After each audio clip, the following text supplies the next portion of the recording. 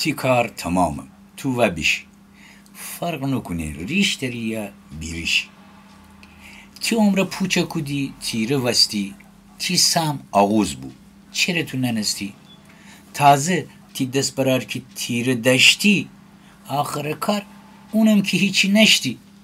خدا باید چاکونه تا جفت بایه اون نخیه جفت چیه کوفتم نیه چرا خستی از همه سرتر بیبی مالک پول و پلاو و زر بیبی تو بیبی وحشک البغی چیچینی مال حرام تترج دیچینی دنم که تو نوکر پول و زوری پیچم منستن بیشناق و کوری آبرو وجدان و شرف کی نری هر کی بدره اون امر غاری جو کی تشین زیاده به خرابی درده اماره نیشنوی کربی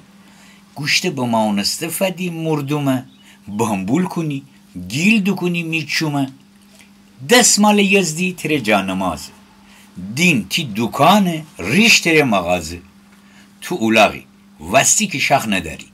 اگر بداری خدایم فوداری تو دالمشنگ فکر بکودی سواری ده اماره چه احتیاجی داری تی خر که از پورت بگذشت بوشو تی رخت و خانه همه تازه و نو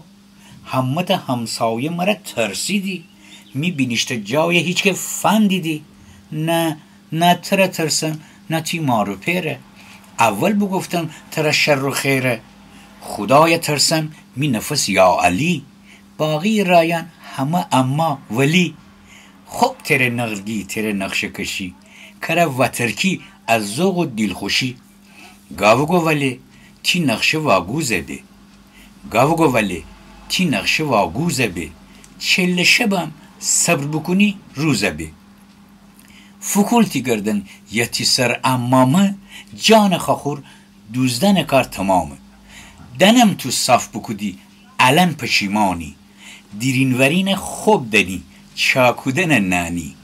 خیی که دنیا ببه مثل زمان قدیم گو بسر خاخور بکنیم عقبنم دینیگیم تی کار تمامه تو و بیشی تی کار تمام تو و بیشی فرق نکنه ریش داری یا بیریشی جخترشو ترکی تیره خستی خاکتی سر دکودی دستی دستی پور بشده کم بمانسته تره پور بشده کم بمانسته تره کار خدای و نپرستو شره کار خدای و نپرستو شره سنگ سفال اوشن سر خاک کربلا همیسه